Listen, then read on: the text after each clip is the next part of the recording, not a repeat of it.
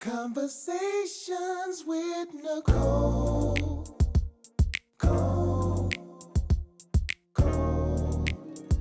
Conversations with Nicole. Let's talk about it. Tell me all about it. I'm here. I wanna know what's on your mind. Ooh, the world needs to hear from you, and I'm so glad to have a conversation to reach the nation. And it's all about you. We'll help each other to discover innovative ways to positively change the world. Let's talk about, let's talk about, yeah. Let's talk about conversations with Nicole.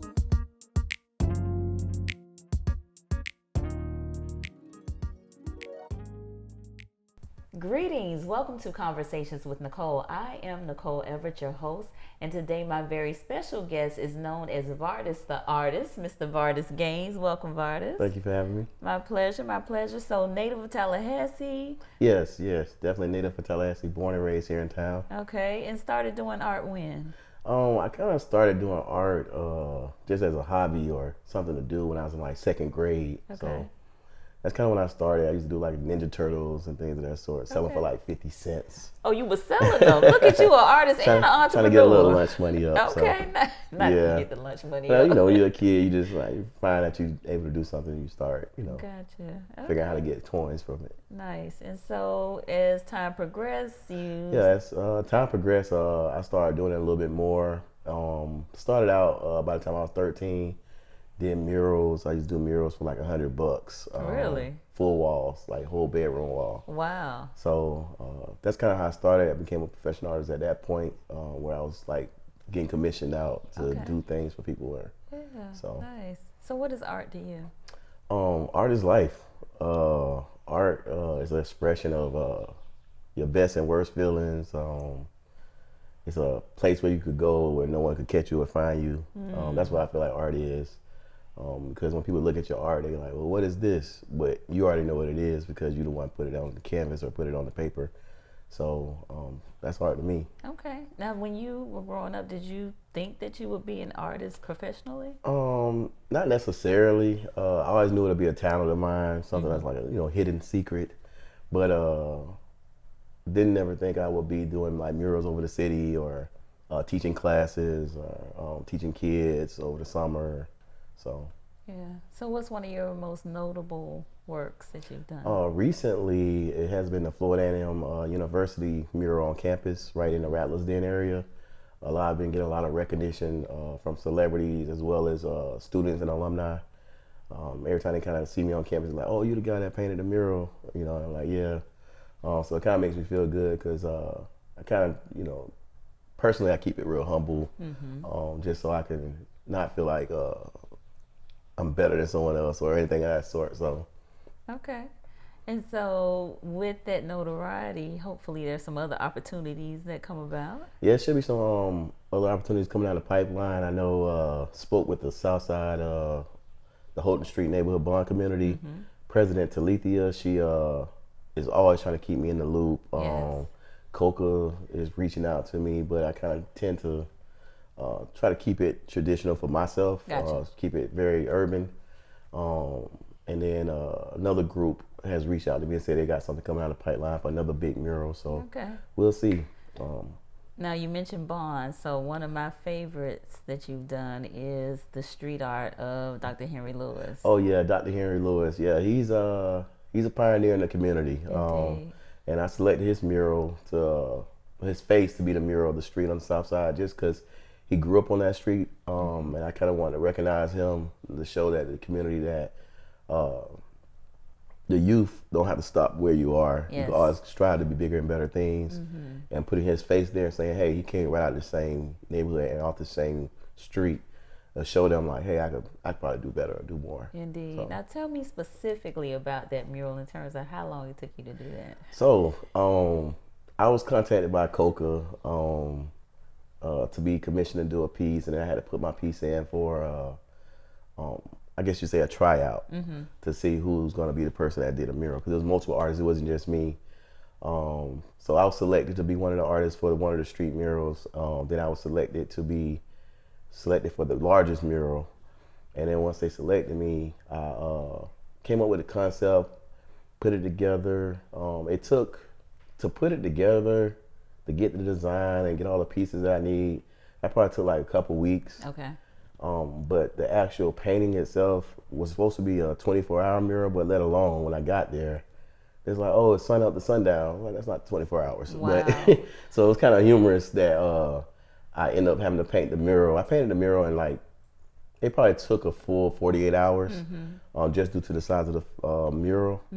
And I'm a perfectionist, so when I look at something and it's not perfect or close enough, I have to continue on to it, finish it.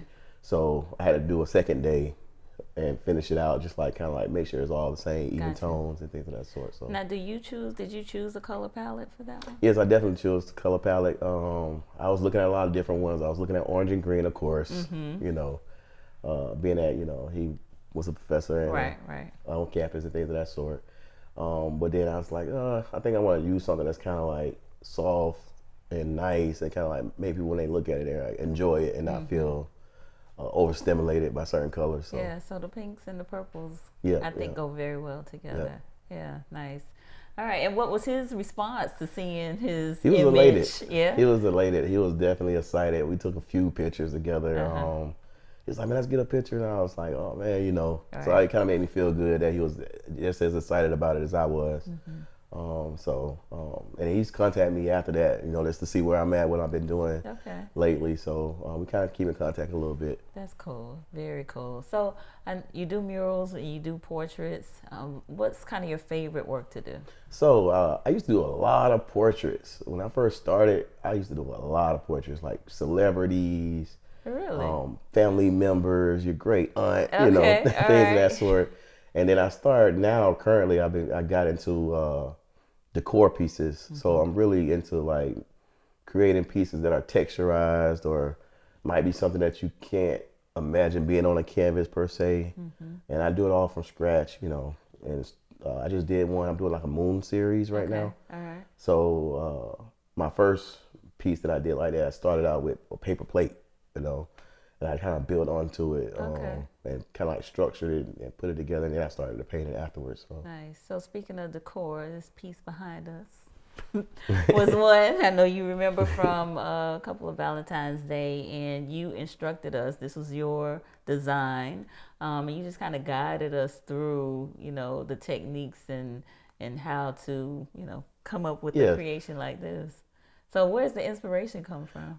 So before I get to my painting classes, I never know what I'm gonna do. Like it's always, and people come to my class and they'll say, well, why isn't there any drawing on the canvas like paint with a twist? Like, well, this is not paint with a twist, it's painting vibes.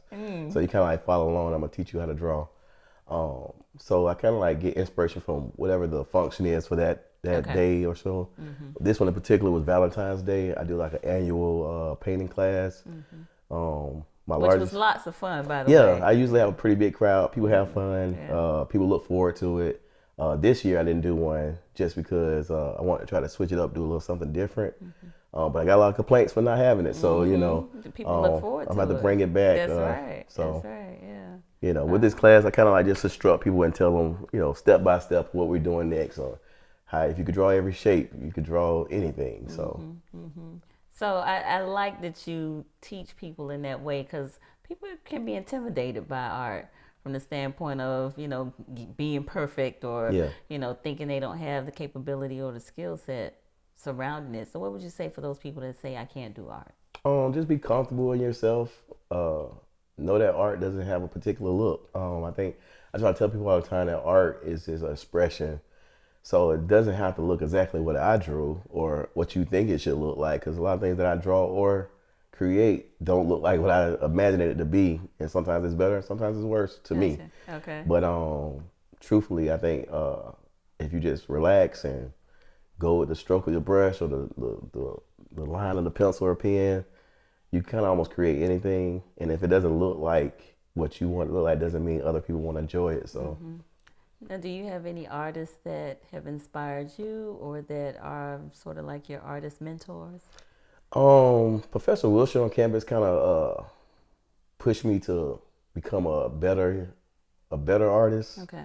I came in his class and I was outdrawing everybody in the class. Like, that's no brag, like seriously. To the point where it was like, Marsh, you gotta come to class. I'm like, well, it's for what? Like, and it went to the point where it was like, well, if you're gonna do this, this is what you need to do to better yourself. And he's always pushed me, even though I could look at my work and clearly see it's better than my classmates. He used to push me and still give me a C. Be like, and I'm like, are you serious?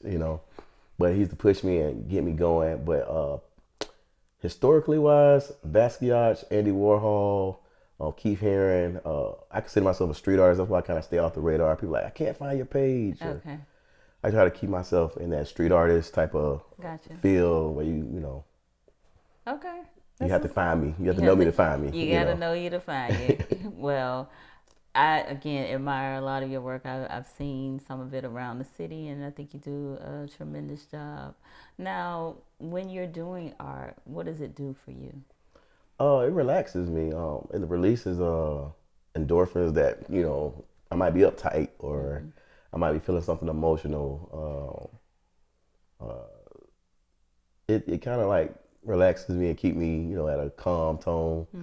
When I feel like I can't figure something out of life, let me get a canvas out, break one of these plastics off, and get going, create something. Gotcha. And I don't even know what I'm creating at the time. I just whatever comes to mind, I'll start trying to like make it happen. So. Okay. Are there some mediums that you are interested in exploring that you haven't worked on before? Actually, I am. Okay. I have used them in the past in my childhood, but I do want to explore sculpting.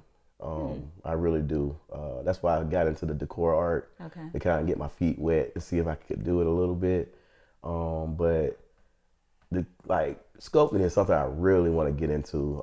I think that's a missing piece that I don't have because when I go to museums and get to experience what they have, it's usually a room full of art pieces on the wall, and then in the middle of the floor is a sculpture, and it's all done by the same artist. And it's like, dang, that's what I'm missing. I need to know. I definitely want to get more into that. So. Okay, well, I look forward to seeing what you come up with. Because I know you're going to do it. Definitely. Indeed. So I also am curious around young artists that are coming up. You've been doing this for quite some time. And a lot of times artists can be discouraged from doing their art. Folks can say, that's a hobby, or you can't really make any real money from that. So what would you say to artists that's struggling with trying to do their art full time or to earn a living from it? Now, what I will say, art is a hobby. It's a hobby? It's definitely a hobby. Okay. You could make it a career. And one thing that was told to me a long time ago was art is forever, but it's not always. And that being said is people will forever love art, but they don't always want it. They don't always want it, So that being said, you have to get into like small arenas, find out what your niche is, what you're good at. Especially for young artists, I definitely command them to keep pushing, work hard as you can, draw every day, paint every day if that's what you do, sculpt every day. Like my son, for say, he's a great artist. I would dare to say he'll be better than me by the time he reached my age, if not already. But if you push them and cultivate that skill set, they'll eventually grasp it and then keep going, and they'll start seeing the revenue from it. And it's like I said, simple as like a painting class. I started painting classes because I couldn't afford things in life, and I had small kids, so I said, I'm just do painting classes, and it worked out for me. Now it's like people ask for it versus me having to put out there, oh, come to my painting class. Right. So, with the young generation. Being that it's been taken out of schools, I feel like it needs to be put back into schools because that's an outlet for kids. Yes, it is. And you'll see something like a kindergartner draw, and you're like, well, why did you draw that? That's kind of dark, but it's something that they're feeling, not necessarily just something they wanted to draw. So. No, so you brought back to my remembrance. I used to like art.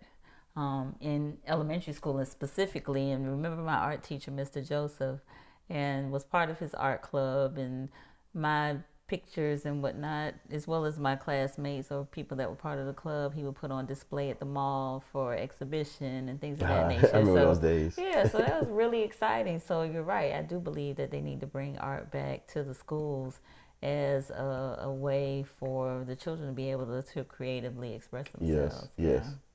We learned a lot of different techniques too, and it wasn't just Truthfully. portraits, but we worked with linoleum, we did pottery, we did a whole bunch of things. So yeah, I agree wholeheartedly. So, art is one of those things that, as you said, people will always.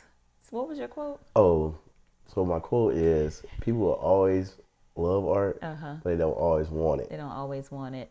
So, and I know that it can be fickle in that way, but I think that art definitely sometimes helps express things that words cannot, and that we may be feeling or experiencing, but just have a tough time with communicating what that is. Do you find that to be the case?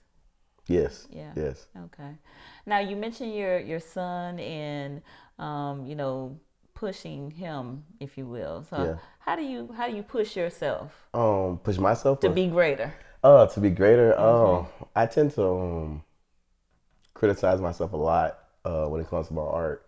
I'll draw something, make something, and I won't display it anywhere until I feel like it's to the best that I could do. Just keep myself in the mode of trying new things, not necessarily staying in my rhythm of portraits. It starts to get boring. But trying new art styles, whether it's point art or cross hatching or hatching, or even like I said, sculpting. Just trying something different, just to keep you brushed up on your skill set, and see what you can kind of create. Okay. So, have you done any artist collaboration? actually, one of my good friends, Rivy, I met him at film when I came back to school. He's been dying to do, and he's like, if you see his art, it reminds you of Basquiat, but it has its own style to it. Okay. But he is like an amazing artist, from oil paintings that look realism to abstract art such as graffiti. And that's kind of where me and him connected. I used to do graffiti as a young kid, and then my mom saw that and was like, nah. So she put me into programs that kind of like motivated me to be better, summer programs and things of that sort. So, but back to the collaboration, Rivy and I have been talking about collaborating for the past, revisiting and reliving an Andy Warhol, Basquiat type of feel. Okay. Because that's kind of where my style started at with that pop art. So he's like, man, we got to do one, but he stays so far. So it's kind of hard to put it together. Hopefully he makes his way back to the East Coast and we kind of like work on something. So I've been really looking forward to that. So you should plan that for sure. Yeah. For sure. Now, what is the best thing about what you do? You don't have a boss. You're your own boss. You don't have a boss. You're able to tell yourself, do better, or you feel like getting up. Well, I want to get up and do a flyer today, or I want to get up and paint a painting today. So. So being your own boss. Okay. All right. The flexibility. Gotcha. All right. And if you weren't Vartist the artist, who would you be, or what would you be doing? Ooh, I don't know. That's a good question. I'd probably just be a state worker, a regular, I don't know what I would be doing if I wasn't Vartist the artist. So artist is in you. Art is really in me. Like I kind of, even from the way I dress to, people always like, "Wow, Vartist, you too flashy." Like you don't have to like what I have on. If people see me out, they kind of see me in like things that the average person's not going to just throw on. So today's kind of toned down, but usually, usually I wear things that kind of strike your attention or make you want to look at it. So art is definitely in me. Gotcha. All right, very good. And then my final question is, what do you believe is your greater work, which would kind of be the equivalent of your superpower? And give me that question one more time. What is your greater work, which would be sort of like your superpower? Oh, that's a very intense question there. I would say I don't know.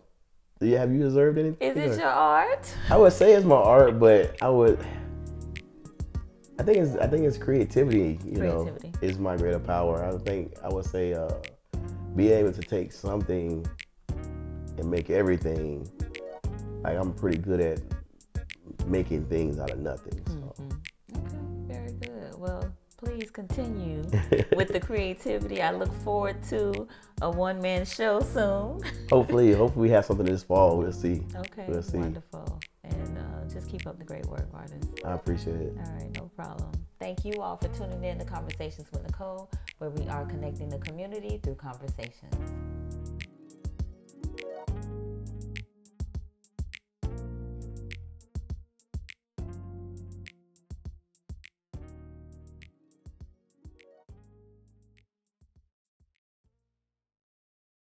Manly Manor, an executive suite nestled in Tallahassee's J. Gaither Park, offers a 4-bedroom house with a chef's kitchen and luxurious amenities. It's close to FAMU, FSU, the airport, and the historic J. Gaither Golf Course. Your home, away from home.